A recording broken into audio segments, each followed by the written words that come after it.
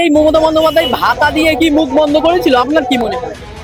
বাংলায় আমরা দেখেছি 2011 থেকে শিক্ষা, বিশেষ করে শিক্ষা একেবারেই নেই বললে চলে। শিক্ষা চুরি, কয়লা চুরি, এসব সিন্ডিকেট রাজ ছিল, সেসব কি বন্ধ হবে? কেন দরকার চাই বিজেপি সরকার। একেবারেই আজকের সরকার গঠন হয়ে গেল, নতুন মুখ্যমন্ত্রীর শপথ নিয়ে নিলেন শুভেন্দু অধিকারী। একেবারেই যে পাল্টানো দরকার, চাই বিজেপি সরকার। বিজেপি সরকার তো বাংলায় চলে আসছে, কি বলবেন? খুবই খুশি আমরা, যারা এতদিন লড়াই করেছে এই সমস্ত চোরদের বিরুদ্ধে। তো এখন বিজেপি সরকার আসাতে আমাদের তো খুশি শেষ নেই। তো আজকে সবাই এসে, প্রচুর লোক, সবাই চাইছিল পাল্টানো দরকার। তো লোক সমাগম দেখেই বোঝা যাচ্ছে আমরা কতটা এটা চেয়েছিলাম, পরিবর্তনটা। তো এটাই বাংলায় আমরা দেখেছি 2011 থেকে শিক্ষা, বিশেষ করে শিক্ষা একেবারেই নেই বললে চলে। শিক্ষা চুরি, কয়লা চুরি, এসব সিন্ডিকেট রাজ ছিল, সেসব কি বন্ধ হবে?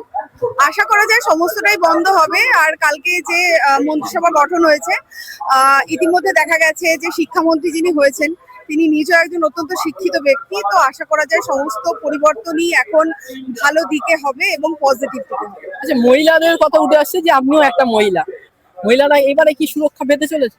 অবশ্যই এই সুরক্ষার জন্যই তো এই সরকারকে আনা। এই একমাত্র অভয়া যে ঘটনাটি ঘটেছে তার এগেনস্টে এত মহিলা যে সরব হয়েছে, সেই প্রতিবাদের উত্তরই আজকে এই পাল্টানো সরকার। সুতরাং মহিলাদের সুরক্ষা অনেক বেশি সুরক্ষিত এখন মহিলারা, এবং এই বিষয়ে আর কোনো সন্দেহ আশা করি কারোর নেই। আচ্ছা, এই মমতা বন্দ্যোপাধ্যায় ভাতা দিয়ে কি মুখ বন্ধ করেছিল? আপনার কি মনে হয়?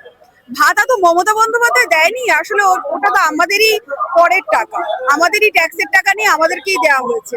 যদিও মানে কিছু মানুষ, আমি যেরকম নিতাম না, তো এটা ওনার তো আমাদের টাকা নিয়েই দেওয়া, ওনার তো নিজের ঘরের থেকে কিছু দেওয়া নেই।